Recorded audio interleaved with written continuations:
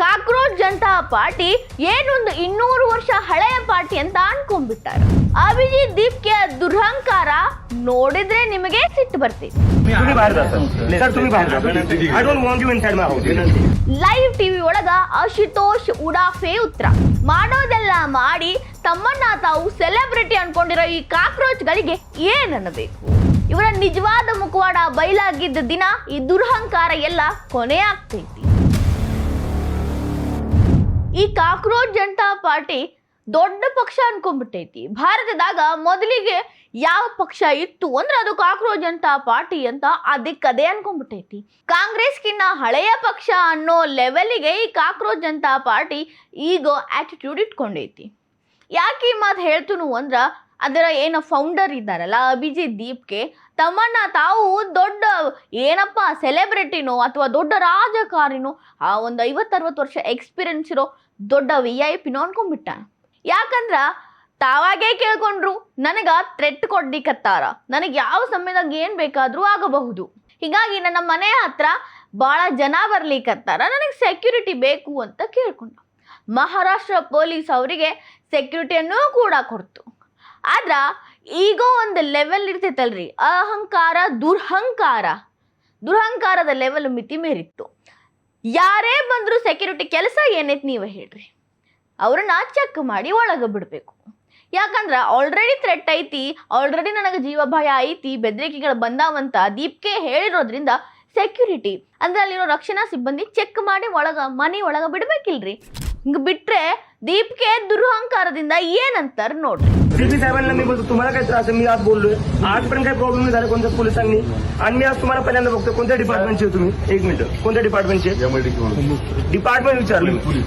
Police station कोणते तुमचं? Designation काय तुमची? PSI. नाव तुमचं? नाव लिहून घे संदीप, नाव लिहून घे. तुम्ही नाही सांगणार मी कोणाला भेटणार, कोणाला मी ठरवणार ते. लोक मला भेटायला येतात आणि मी ज्यांना आज बोलतो ते येते. तुम्ही कोणी ठरवणार आहे? तुम्हाला आज मी पहिल्यांदा बघतोय सर इथं, त्याला तुम्हाला मी पहिल्यांदा भेटतोय, तुम्ही नाही ठरवणार आज कोण येतं. लोक मला भेटायला येतात. प्लीज तुम्ही बाहेर जा सर, तुम्ही बाहेर जा. I don't want you inside my house. तुम्ही बाहेर जा. आणि असं चालणार नाही. मला जे लोक भेटायला येतात त्यांना असं बोललेलं मला आवडणार नाही. प्लीज आपले सर कुठे दुसरे ಮಾತು ಕೇಳಿಸ್ಕೊಂತಿದ್ರ ನಮ್ಮ ದೇಶದ ಪ್ರಧಾನಮಂತ್ರಿಯೋ ಅಥವಾ ಮಾಜಿ ಪ್ರಧಾನಮಂತ್ರಿಯೋ ಅಥವಾ ರಾಷ್ಟ್ರಪತಿಯೋ ಅಥವಾ ಯಾವುದೋ ರಾಜ್ಯದ ಮುಖ್ಯಮಂತ್ರಿಯೋ ಅನ್ಕೋಬೇಕು. ಆ ಲೆವೆಲ್ ಆಟಿಟ್ಯೂಡ್ ಐತಿ. ಆಕ್ಚುಲ್ ಆಗಿ ಆ ರೀತಿ ಆಟಿಟ್ಯೂಡ್ ಮುಖ್ಯಮಂತ್ರಿ ಪ್ರಧಾನಮಂತ್ರಿ ಯಾರಿಗೂ ಇಲ್ಲ. ಬಟ್ ಅಭಿಜಿತ್ ದೀಪ್ಗೆ ಐತಿ. ನೀವ್ ಯಾರ್ರೀ ಅವ್ರನ್ನ ತಡಿಲಿಕ್ಕೆ ಅಂತಾರ. ಸರ ನಿಮ್ಮ ಮನೆ ಕಾಯಕಂತ ನಿಂದ್ರಿಸಿರಲ್ರಿ, ನಿಮಗೆ ಯಾರೋ ಬಂದ ಏನೋ ಮಾಡಿಬಿಡ್ತಾರಂತ, ಅದಕ್ಕೆ ಪಾಪ ಪೊಲೀಸರು ಕಾಯ್ಲಿಕ್ಕತ್ತಾರ ನಿಮ್ಮ ಮನಿನ. ಯಾರೇ ಒಳಗೆ ಬಂದ್ರು ಚೆಕ್ ಯಾಕೆ ಮಾಡ್ತಾರೆ ಹೇಳ್ರಿ? ಒಳಗೆ ಬಂದು ನಿಮಗೇನು ಹಾನಿ ಮಾಡಬಾರ್ದಲ್ಲ, ಹಿಂಗಾಗಿ ಅವ್ರನ್ನ ಚೆಕ್ ಮಾಡಿ ಯಾರು ಏನು ಎತ್ತ ಅಂತ ವಿಚಾರಿಸ್ತಾರ. ಅದಕ್ಕೂ ಬಂದು ನೀವ್ ಯಾರ್ರೀ ಅವ್ರನ್ನ ವಿಚಾರಣೆ ಮಾಡಕ್ಕ, ನಿಮ್ಮ ಹೆಸರೇನ್ರಿ, ಇವ್ರ ಹೆಸರು ಬರ್ಕೋರೋ ಅಂತೀರಿ. ಮತ್ತೇನಂತೀರಿ, ಏನ್ ನಿಮ್ಮ ಪೊಸಿಷನ್ ಏನೈತಿ ಅಂತೀರಿ. PSI ಅಂದ್ರೂ ಕೂಡ ನಿಮ್ಮ ಅಹಂಕಾರ ಮುಗಿಯೋದೇ ಇಲ್ಲ. ಯಾವ ಸ್ಟೇಷನ್ ನಿಮ್ದು? ನೀವು ನಮ್ಮ ಮನೆ ಒಳಗೆ ಬೇಡ, ಗೆಟ್ ಔಟ್ ಅಂತೀರಿ. ಏನದು ದುರಹಂಕಾರ? ಅಬ್ಬಬ್ಬಾ, ಎಂಥ ರಾಕ್ಷಸನಿಗೂ ಇಂಥ ದುರಹಂಕಾರ ಇರಲಿಲ್ಲಪ್ಪ.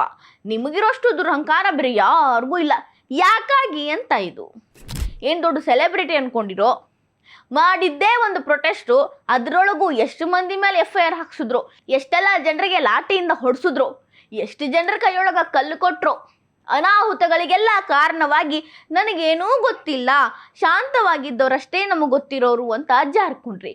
ಈಗ ನೋಡಿದ್ರ ಈ ರೀತಿಯ ಹೊಸ ಡ್ರಾಮಾಗಳನ್ನ ಮಂದಿ ಮುಂದೆ ಹೀರೋ ಆಗಕ್ಕೆ ಮಾಡ್ಲಿಕ್ಕತ್ತೀರಿ. ಇಂಥ ಅಹಂಕಾರ ಮೀರಿದ ದುರಹಂಕಾರ ಯಾರಿಗ್ರಿ ಇದು? ನೋಡಷ್ಟು ನೋಡಿ ನಿಮ್ಮ ಸೆಕ್ಯೂರಿಟಿ ತೆಗೆದ್ರೆ ನಿಮ್ಮ ಪರಿಸ್ಥಿತಿ ಏನಾಗ್ತೈತಿ? ಅವಾಗ ಮತ್ತೆ ನೀವೇ ಬಂದು ಅಯ್ಯಯ್ಯೋ ಪೊಲೀಸರನ್ನ ನಮ್ಮ ಮನೆ ಮುಂದೆ ಇಡ್ಲೇ ಇಲ್ಲ, ನನಗೆ ಸೆಕ್ಯೂರಿಟಿಯನ್ನ ಕೊಡ್ತಾ ಇಲ್ಲ ಅಂತ ಬಾಯ್ ಬಡ್ಕೊಳ್ಳೋದು. ಇದು ದುರಹಂಕಾರ ಅಲ್ದ ಮತ್ತೇನ್ರಿ? ಬರೀ ಅಭಿಜಿತ್ ದೀಪ್ಗೆ ಒಬ್ರೆ ಹಿಂಗಂತ ಅನ್ಕೋಬೇಡ್ರಿ ನೀವು. ಇವರ ಒಬ್ಬ ಸ್ಪೋಕ್ಸ್ ಪರ್ಸನ್ ಇದ್ದಾರೆ ಇನ್ನೊಬ್ರು, ಅಶುತೋಷ್ ರಂಖಾ. ಆತ ಕೂಡ ಇಂಥದ್ದೇ ದುರಹಂಕಾರದ ಮಾತುಗಳನ್ನ ಆಡ್ತಾರ. ಒಂದು TV ಡಿಬೇಟ್ ಒಳಗ ಪಾರ್ಟಿಸಿಪೇಟ್ ಮಾಡಿದ್ರು, ಪ್ರಶ್ನೆಗಳನ್ನ ಉತ್ತರಿಸ್ಲಿಕ್ಕತ್ತಿದ್ರು.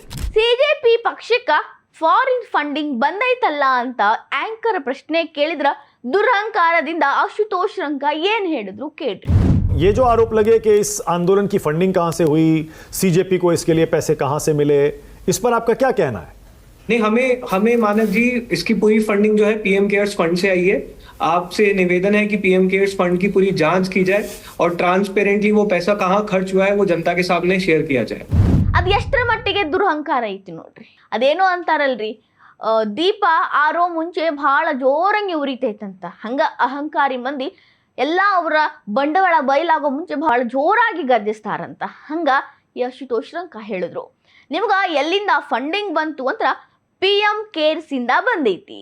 ಬೇಕಾದ್ರೆ ಅವ್ರ ಮೇಲೆ ಇನ್ವೆಸ್ಟಿಗೇಷನ್ ಮಾಡ್ಕೊಡ್ರಿ. ಅದೇನು PM ಕೇರ್ಸ್ ಐತಲ್ಲ ಅದನ್ನು ಇನ್ವೆಸ್ಟಿಗೇಷನ್ ಮಾಡ್ರಿ, ನಿಮ್ಗೆ ಗೊತ್ತಾಗ್ತೈತಿ ಅನ್ನೋ ಉಡಾಫೆ ಉತ್ತರ ಕೊಟ್ರು. ಅದು ಎಷ್ಟರ ಮಟ್ಟಿಗೆ ಉಡಾಫೆ ಅನ್ನೋದನ್ನ ನೀವು ಕೇಳಿಸ್ಕೊಂಡ್ರಿ. ಯಾಕೆ ಹಿಂಗೆ ಹೇಳಿದ್ರು ಅಂದ್ರೆ PM ಕೇರ್ಸು RTI ಅಂಡರ್ ಒಳಗೆ ಬರೋದಿಲ್ಲ. ಇದಕ್ಕಾಗಿನೇ ಈ ಭಾಳಷ್ಟು ಮಂದಿಗೆ ಉರಿ ಐತಿ, ಅದ್ರೊಳಗೆ ಅಶುತೋಷ್ ರಂಕಾಗೂ ಐತಿ ಅನ್ನೋದು ಬಯಲಾಗೈತಿ. ಅದು ಯಾಕೆ ಬರೋದಿಲ್ಲ, RTI ಅದ್ರ ಮೇಲೆ ಯಾಕೆ ಹಕ್ಕನ್ನ ಹೊಂದಿಲ್ಲ, ಅದಕ್ಕೆ ಬೇರೆನೇ ಒಂದು ಕಥೆ ಐತಿ. ಅದೇನು ಅದ್ರ ಟರ್ಮ್ಸ್ ಆ್ಯಂಡ್ ಕಂಡೀಷನ್ಸ್ಗಳು ಏನೇನು ಇದ್ದಾವ ಅದೆಲ್ಲ ಕೂಡ ಈ ಅಶುತೋಷ್ ರಂಕ ಸೇರಿ ಭಾಳಷ್ಟು ಮಂದಿಗೂ ಗೊತ್ತೈತಿ. ಬಟ್ ಗದ್ದಲ ಎಬ್ಬಿಸ್ಬೇಕು ನೋಡ್ರಿ ಸಮಾಜದಾಗ. ಅಯ್ಯೋ PM ಕೇರ್ಸ್ ಒಳಗೆ ಏನೋ ದೊಡ್ಡ ಹಗರಣ ಐತಿ ಅಂತ ಮಂದಿಗೆಲ್ಲ ಅನ್ನಿಸ್ಬೇಕಲ್ಲ. PM ಕೇರ್ಸ್ ಒಳಗೆ ಹಿಂಗೈತಿ ಅಂದ್ರೆ ಇಲ್ಲೇನೋ ಐತಿ ಅಂತ ಮಂದಿ ಅನ್ಕೋಬೇಕಲ್ಲ. ಇದೇ ರೀತಿ ದಾರಿ ತಪ್ಪಿಸೋ ಕೆಲಸ ಎಲ್ಲರೂ ಮಾಡಿದ್ರು. ಈಗ ಈ ಅಶುತೋಷ್ ರಂಕ ತಮ್ಮ ಫಂಡಿಂಗನ್ನು ಎಲ್ಲಿಂದ ಬಂದೈತೆ ಅಂತ ಮುಚ್ಚಿಟ್ಕೊಳಕ PM ಕೇರ್ಸ್ ಮೇಲೆ ಇನ್ವೆಸ್ಟಿಗೇಷನ್ ಮಾಡ್ರಿ ಅಂತ ಉಡಾಫೆ ಉತ್ತರ ದುರಹಂಕಾರದಿಂದ ಕೊಟ್ಟಾರ. ಇದೆಲ್ಲ ಈಗ ಮಾತಾಡ್ಲಿಕ್ಕತ್ತಾರ ಅಭಿಜಿತ್ ದೀಪ್ಯ ಆಗಿರ್ಬೋದು, ಅಶುತೋಷ್ ರಂಕ ಆಗಿರ್ಬೋದು, ಅಥವಾ CJPಯ ಪ್ರತಿಯೊಬ್ಬ ಕಾರ್ಯಕರ್ತರಾಗಿರ್ಬೋದು. ಯಾವಾಗ ನಿಜ ಹೊರಗೆ ಬರ್ತೈತೋ, ಈ ಫಂಡಿಂಗ್ ವಿಚಾರ ಆಗಿರಬಹುದು, ಏನೇನೆಲ್ಲ ಬೇರೆ ಬೇರೆ ಕನೆಕ್ಷನ್ಗಳು ಇವ್ರ ಜೊತೆ ಇದ್ದಾವ ಅನ್ನೋದು ಹೊರಗೆ ಬರ್ತೈತಲ್ಲ, ಅವಾಗ ಇವ್ರ ಪ್ರತಿಯೊಂದು ಬಂಡವಾಳ ಬಟಾ ಬಯಲಾಗ್ತೈತಿ. ಅಹಂಕಾರ, ದುರಹಂಕಾರ ಎಲ್ಲ ಮಣ್ಣಾಗ್ತೈತಿ. ಅದಕ್ಕೆ ಎಲ್ಲರೂ ಕಾಯ್ಬೇಕಾಗೈತಿ. ಇಷ್ಟೊಂದು ದುರಹಂಕಾರಿಗಳು ನಮ್ಮ ಭಾರತ ಭಾಳ ಕಂಡೈತಿ, ಅಂಥವ್ರಿಗೆಲ್ಲ ಬುದ್ಧಿನೂ ಕಲಿಸೈತಿ.